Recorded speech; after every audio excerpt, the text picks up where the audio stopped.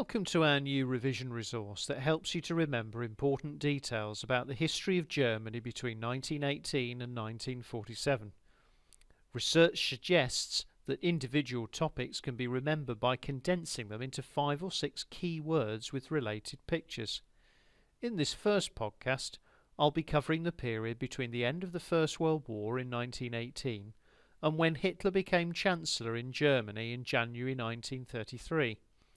You can pause the podcast from time to time and use the keywords and pictures to test yourself on the details. Here goes. The Kaiser, or German king, abdicated on November the 9th, 1918 and fled to Holland. This meant that Germany became a republic, a country ruled by a president, not a king. The new republic met in Weimar, because there was so much political violence in Berlin. Politicians in this new republic were elected using proportional representation, or PR, where a political party got the same percentage of seats in the Reichstag as they'd got votes in the election. Unfortunately, this led to a Reichstag with 35 political parties. Because one party could never get the majority of seats, they always had to form coalitions with other parties so that they could try to make new laws. Unfortunately, these coalitions often fell out with each other, and so there were often new elections.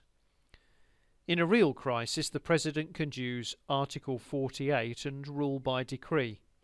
This meant that he could make all the laws on his own. This was very unpopular. The Treaty of Versailles, 1919. The German government was forced to accept this treaty. In the treaty they had to accept that, number 1, they lost land to some surrounding countries. Number 2, their army was to be reduced to 100,000 men. Number 3, the Rhineland was to be demilitarised, no soldiers allowed on it. Number 4, they had to pay reparations or compensation of £6.6 billion. And number 5, they had to accept blame for causing the war. If they had refused to sign the treaty, the Allies, the British and the French, would have declared war on them again. The crisis of 1923. The German government did not pay a reparations instalment, and the French and Belgians were angry. They sent soldiers into the Ruhr to take what they were owed in factory goods. German workers in the Ruhr went on strike. This is called passive resistance. They refused to work for the French and Belgians, which made them even angrier. The German government printed more money to pay the striking workers and the reparations. This led to hyperinflation, where money became worthless. The Munich Beer Hall Putsch. Hitler and the Nazis took advantage of the crisis of 1923 and tried to seize control in the city of Munich in Bavaria in southern Germany. On the evening of November the 8th, with 600 brown shirts, Hitler stormed into a beer hall where the Bavarian chief minister and an army general and the local police chief were meeting. At gunpoint, these men agreed to help the Nazis take control of the city the following day. But when Hitler released them, they started to make plans against the Nazis. The following day, 16 Nazis were killed by police. The putsch, a right-wing takeover, had failed. Hitler was arrested and went to prison for 9 months. The importance or the effects of the Munich Putsch. Even though the putsch, a right-wing uprising, had failed, there were some important consequences or effects. Hitler had received a short prison sentence, as the judge was pro-Nazi. He had also been able to publicise Nazi views to the journalists in court. When in prison, Hitler wrote his autobiography called Mein Kampf, or My Struggle. In the book he wrote about his hatred of Versailles, his hatred of Jews and communists, and how he wanted Lebensraum or living space for Aryan Germans in Eastern Europe. He decided that the Nazis should not attempt another putsch and should try to win power legally using elections. The Golden Twenties, 1924 to 1929. The Chancellor, Stresemann, sorted out the 1923 crisis by borrowing money from the USA in the Dawes Plan, so that Germany could start paying their reparations again.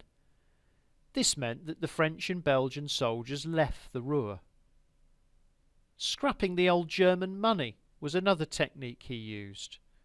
He brought in instead a new version called the Rentenmark. This meant that hyperinflation was over. The good times that followed were known as the Golden Twenties. People were earning money and businesses were doing well. Many Germans now trusted the ordinary politicians again. They were less interested in extremists like Nazis and communists. 1929, the impact of the Wall Street crash and the Great Depression. Because of the Wall Street crash, when American share prices fell quickly and the American government lost lots of money, the loans from the Dawes Plan had to stop, and the Americans wanted the money that they had lent out back. This meant that Germany faced economic problems again.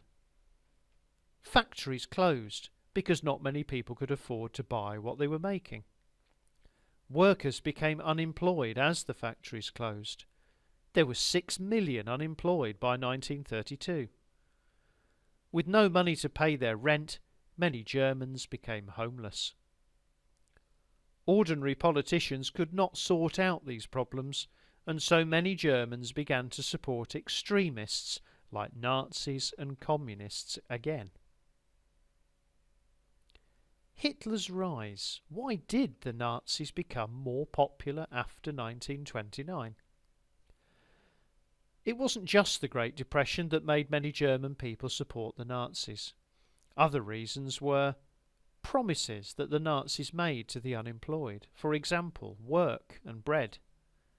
Hitler's personal appeal, his powerful speeches and strong image.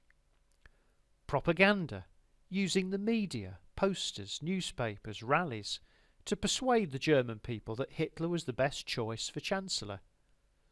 Communism. Many Germans were so worried that they would have their money and property confiscated if the communists came to power that they voted Nazi to stop this from happening. Nazi stormtroopers, SA or brown shirts, seemed to be the only ones prepared to take strong, violent action against communists. And some rich Germans and businessmen gave money to the Nazi Party to make them strong enough to beat the communists. Failed coalitions, the coalitions of Brüning, von Papen and von Schleicher. From 1930 until 1932, Chancellor Brüning struggled to cope with sorting out the problems of the Depression. He did not have a majority, and so could not make new laws. He had to get President Hindenburg to use Article 48 to let him rule by decree, in other words, to rule on his own, without the other politicians in the Reichstag. This made him very unpopular with the people. In July 1932 there was an election, and even though the Nazis won by a long way, President Hindenburg would not give Hitler the job of Chancellor. He did not like the Nazis because they were too violent. Hindenburg gave the job of Chancellor to von Papen instead, but he had exactly the same problems as Brüning. No majority, and having to use Article 48.